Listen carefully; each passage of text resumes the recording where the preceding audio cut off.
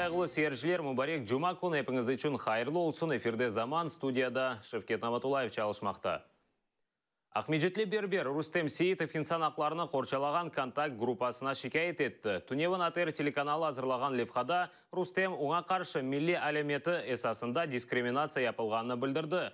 Сейітов 6 ел девамында чалышқан Берберхане модері иш ерінде ана тілінде лаф етмеге ве намаз қылмаға ясақ етті. Шымды оқу қорчалайжылар прокуратураға шикайет азырлайлар. Берберханенің сайбы Наталья Радостина Рустем Сейітовның дін веттіл, тамам девлет тілінде лаф етмек аққыны бозды. Бұл ақта инсан қорчалав бойынша контакт группаның азасы Мамет Мамбетов білдірді. О аңлатқанына көре инсан ақлары беянамесі ве ақлаф үшін сөзлері бақмайып, жемиетте фкір пейда ола ки, санке мусульман олса демек о террорист. Обществу, возможно, и эти же службы соответствующие навязывают такой негатив, и уже общество как бы немного реагирует соответствующе на это. Бұл шекеттен ғары Рустем Сейітов шекеттен девлет милетлерара мунасибетлері ве сүргін олынған гражданлардың ишлері бойынша Джумхуриет комитетіне ве махкемеге мұражат етежек. Я хочу добиться, чтобы все было хорошо, чтобы было как оно раньше было, чтобы было люди, чтобы все были нормально, относились друг к другу. Чтобы такого казуса не было, чтобы я крымский татарин, ты русский, там, или украинец, или болгарин, или грек, чтобы было все нормально, чтобы люди общались между собой, как они хотели, на каком хотели языке и где хотели. Олган вазиетны чезмек үшін ишке адвокат кірішті. На данный момент мы подготавливаем соответствующие жалобы. Мы начнем сначала с государственных органов, которые должны за этим осуществлять надзор. Да. И то есть надеемся на адекватную реакцию. И если у нас это не получится, тогда мы будем стараться сделать это через суд. Если и это у нас не получится, то уже будем думать.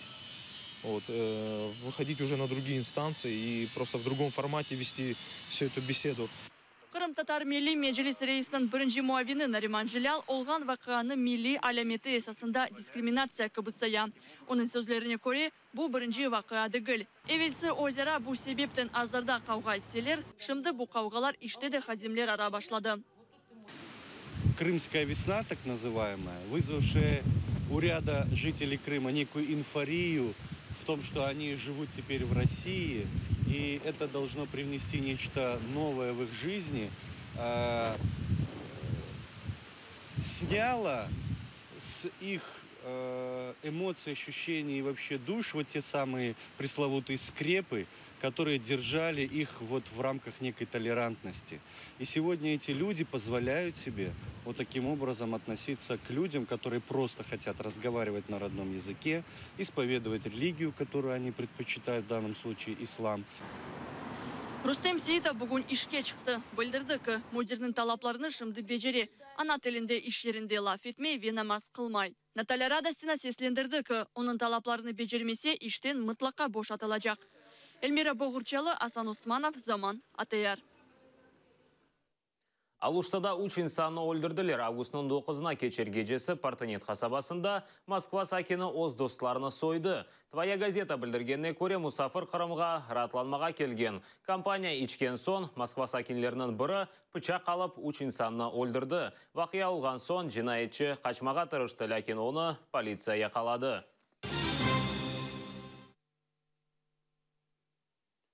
Ишғал олынған ярмадаға Украинадан құрыжылық мальземелеріні кетірмеге девам етелер. Бұл ақта Украина сабық милlet векілі Андрей Сенченко білдірді. Оның сөздеріне көре, евелсі Украина мальземелер есасында чалышқан Қырым заводлары шымды де тоқтамай чалыша. Сенченканың сөздеріне көре, ишғал жилерінен Укрзализнысы чалышмақта, о емин Украин демір yolları вастасынен ярмадаға бетон ишлемек ве арби объектлеріні құрмақ үшін озен құмы кетіріле. Тапсилетліжа бізім мұғберіміз огренді. Сабық милет векил Андрей Сенченко Эмин Қырым заводлары алида Украинадан келген мальземелер ярдымы иле чалышмақта. Оның малюматына көре ярымада блок етілгеніне бақмадан Украина демір yolu кенеде ярымаданын шымалінде ерлешкен Қырым титаны заводына құм кетірмеге девам ете. В Крыму продолжает работать завод двуокиси титана в Армянске. Сырье на этот завод поступало всегда либо с украинских ГОКов. Сейчас эти заводы продолжают работать. Это означает о том, что это сырье завозится, как минимум, с украинской территории, украинской железной дорогой, государственным предприятием. Андрей Сенченко трентер КБНОЗы кормеді. Ләкин ишғал олынған территориядан уяныклы инсанларның сөзіне таяна. Как раз поступают те строительные материалы, которых нет в Крыму в принципе в природе. В Крыму нет, например, речного песка. А для производства бетона высоких марок требуется только речной песок, который идет на военные объекты, на взлетно-посадочные полосы. Укрзалезницада камераға изат бермеге редеттілер. Тек ресми шекілде суалерні бақмаға ишандырдылар. АТР-ге есе бойле жевапны yoladылар. 2014 сенесі декабрның 26-сынан башлап, Укрзалезница демиръел вастасының Украина ве Қырым арасында чеши түктірінлері кешмесінің яса қолғаны ақта конвенцияны имзалады. О күнден берлі бүгінге қадар Қырымға кеткен эпоситрінлер лягу етілді. Ярымадада олмаған өзен құмның теслиматы ярдымы иле Русия ишғал олынған Қырымда мудафа қабілетлеріні қавилештіре. Ці поставки наразі припинено. Більше жодне сполучення із окупованої території не здійснюється. Ми припинили ці поставки вже десь близько місяця тому. Украина сыныр қызметінде Укрзалезницаның малюматыны дестеклелер. Демиръел мәслихатчысы білдіргеніне көре, шымды Қырыммен ичбір демиръел сефері yok. Сыңар бекчілері айтқанларына көре демиръелындан теслиматлар тоқталды. Сонки вагон июль айында сынырына кечкен. Алим Абдулхаиров, Шевкет Наматулаев, Кульсум Халилова, Эльдар Тарахташ, Заман, АТР. Санкциялар яқын вақытта Русияге Қырымны Украинаға қайтармаға мечбур етежек. Бөле бейанатнен Мұстақыл Украинаның бірінші президенті Леонид Кравчук шықшы япты. О болажақ вақияны 1954 сенесі Хрущев Қырымны Украинаға кешіргенінен қияслады. Оның сөздеріне көре, Русия о вақыт ярмадада олған проблемаларны чезіп оламаздан оларны Украинаға юкледі. Ми його втратили надовго. І зараз патріотизм свій проявлять в тому, що ми швидко можемо повернути Крим. Я думаю, ми будемо вводити людей в оману. Настане такий час зараз. Може не так швидко, але під тиском світового співтовариства ізоляція Росії буде неминуча, санкції будуть посилюватися неминуче, і Крим зрозуміє врешті-решт, що його майбутнє можливе тільки з України. Берлинде Қырым мевзусы музакересіз қалачақ. Сияси Угренов институтында Эминлер Корушевде Украина президенті Петр Порошенко, Алмания канцлері Ангела Меркель, Франкистан президенті Франсуа Олланд тек Донбастаки мевзуны музакере етежеклер. Қырым меселесі есе заман олғаны кебі Авропа сиясетчілеріні пек аз мерақландыра. Мұндан евел Порошенко білдірген еді Берлинде Украина Қырымның ишғаліне айры диқат айрajақ. Русия президенті Владимир Путин ярмадаға қанунсыз келгенінден сон мевзу да актуаль олажақтыр.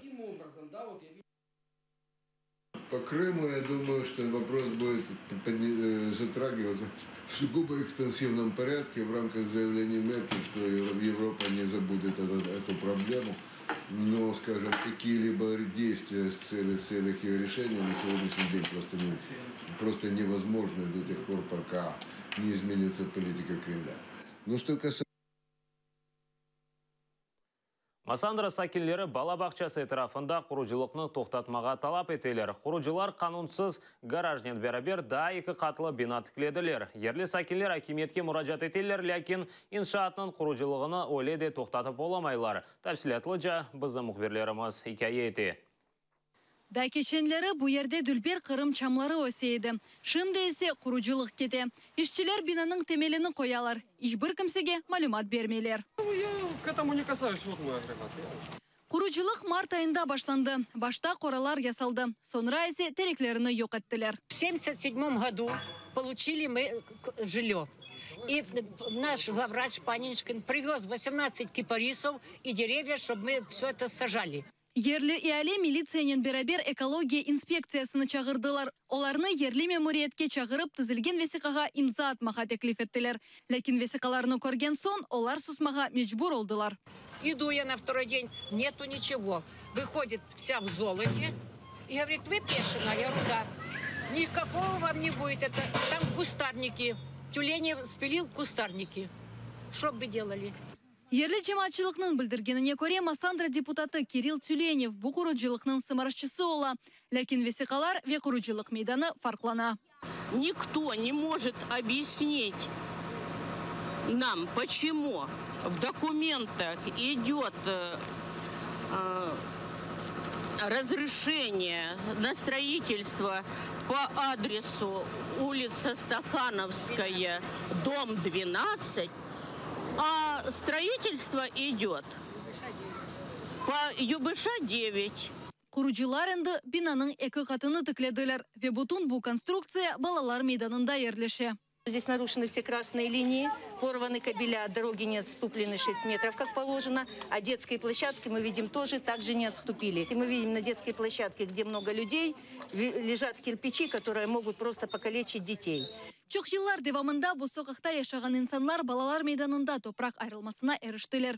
Da eski Ukrayn saylavları arifesinde mında депутатқа namzetler balalar için salınacak, kum meydanчығы ve başka kolaylıklar yaratkan ediler. Balalarının şamatalı sesi daima яңғырайды. Вот я гуляю на площадке, слышу постоянно звуки, машины приезжают, мне мешает эта стройка, я хочу гулять, но у меня не получается. Эта площадка для меня дорога. Вот ту площадку построил мой папа. Мы играем там в футбол. А некоторые дети говорят, что вот эта площадка старая, нудная и вонючая, потому что тут идет газ от этой стройки, все против. Пожалуйста, кто меня слышит, кто меня видит, пожалуйста, уберите эту стройку. İnsanlarının müracaat etken yerleri kalmadı. Lakin kuruculuknu toxtatıp olamadılar. Mahkeme ve yerli hakimiyet hiçbir şikayetke dikkat ayırmay. Разве можно это допустить, что человек строится не там, где он зарегистрирован без всяких оснований, и куда мы только не писали, не обращались, одни ответы под копирку написаны, одно и то же, и никаких действий, ни помощи нету ни от кого с этой власти. Не забирайте нашу площадку!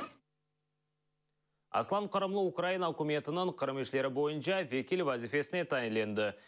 Үкіметінің интернет сайфесінде ерлештірілген қарарға көре, Қырымлыны бұл вазифеге түневін тайынледілер. Дегер қарар ненесе Нариман Устаевны Қырымлының сабық вазифесіне қырымешлері бойынша девлет қызметіне елбасшы оларақ тайынледілер.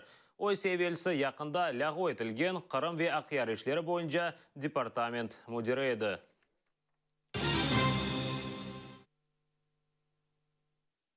Донбасс сусыз қалды. Русия женкеверлері 5 насос станциясына үчім еттілер. Нәтижеде су темізлеген станциялары іштен шықты. Бақта өз-өзіні илан еткен Мариуполь мұдафасында білдірелер. Бұне бәрібер ДНР женкеверлерінің назаретінде бұлынған территорияларда су темізлемек үшін хлор етішмей. Темізлемеген су қолануы нәтижесінде инсанлар зерлене біле.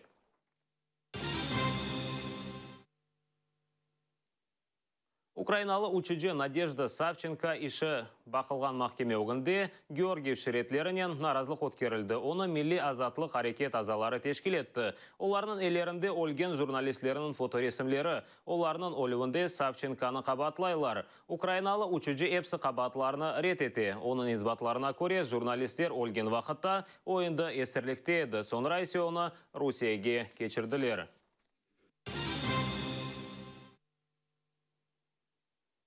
Қазақстанда пара теляшы үкім сүрмекте тенге фияты түше. Кечкен күн девамында Қазақстан парасы долларға низбетен 30%-ға ұжызлашты. Акимет тенге фиятыны назарет етмей, оның фиятыны базар белгілей. Шымды мемлекетте доллар, евро ве атта рубль алынмасының чаресі жоқ. Пара деністіріжі ноқталары қапалы. Украина экспертлері емін тенге ұжызлашқаны гривнаға тесір етмез. Қазақстан сакинлері пара базарында олған вақияны еп музакире етмектелер.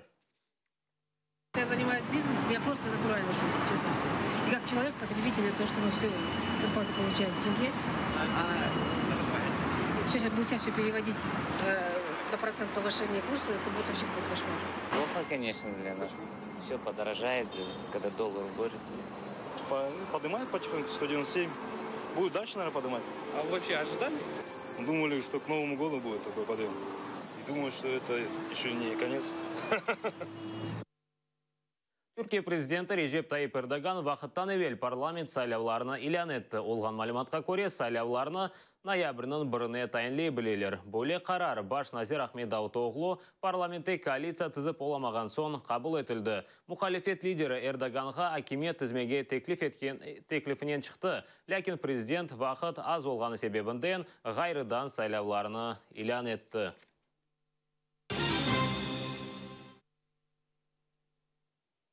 Киевде мұстақылық күні арфесінде 60 чечек сергісі açtılar. Печерск ландшафт паркында 10 композиция тақдим еттілер. Чечек суретінен тахмине 400.000 туп фиде ішлеттілер. Тешкілятшыларының білдіргеніне көре, Украина үшін бұл чечек амайлы олды. Ромашка символизирует веру, надежду, мальва – связь с предками, мак – страсть, любовь. И каждый цветок имеет сумасшедшую силу. Поэтому вот мы решили создать такой оберег. Хоть как-то, хоть какими-то силами, пусть такими цветами, да, но защитить себя, нашу страну и настроить нас всех на что-то хорошее, позитивное и светлое. Русияде 10 мобиль крематорийны құрдылар. Олар бастасынен санкцияларға түшкен ашайтыны яқажақлар. Бөле бір машинаның фияты тақменен 6 миллион рубле, бөйсе 2 миллион гривнадыр. Бұл крематорийлер очақларында атеш сижағы 500 дәрежеге етмекте. Конструкторлар білдіргеніне көре, ясақ етілген ашайттан тек қоқысы қалажақтыр. Вот конкретно эта машина поедет на пункт пропуска Забайкальск. Это российско-китайская граница. Вот сюда заезжают отходы. Вот мы с вами как бы работаем уже на границе. Открываем.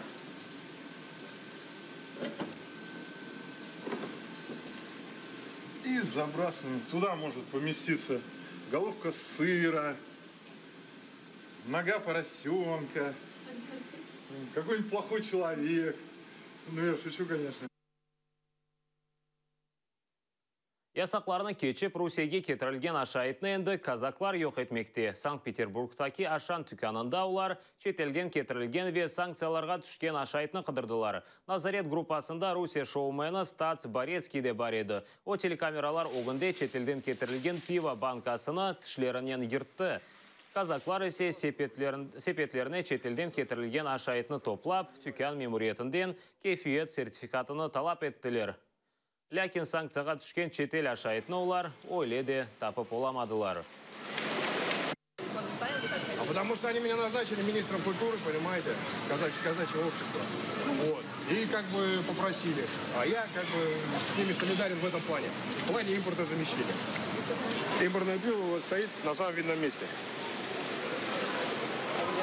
Можно, если сделаю такую штуку, смотрите?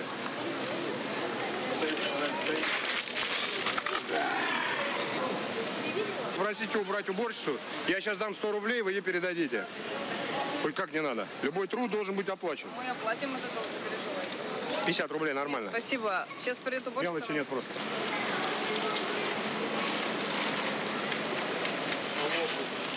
Написано все по-русски. Но явно не русское производство, я чувствую. Они что сейчас делают? Они все пишут по-русски. Но товар-то остается импортным. Понимаете, вот в этом вся фишка. И посмотрите, сколько оно стоит. Это нормально вообще? За бутылку подсолнечного масла такой ценник. Тем более это масло ни о чем. Оно даже не оливковое, понимаете? Это не пойми что. Это все испанское, понимаете? А какое отношение мы имеем к Испании, понимаете? Если там, допустим, они что нам? Они нам сделали безвизовый въезд в Испанию, чтобы мы могли отдохнуть. У нас в состоянии холодной войны с Евросоюзом.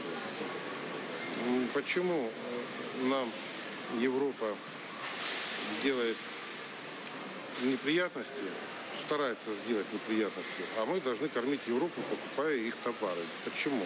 У нас своих производителей хватает. Бұл ноқтада яйынымызны екінлейміз, сілерге ейір атлық күнлеріні тілейміз, аты ерлі олыңыз.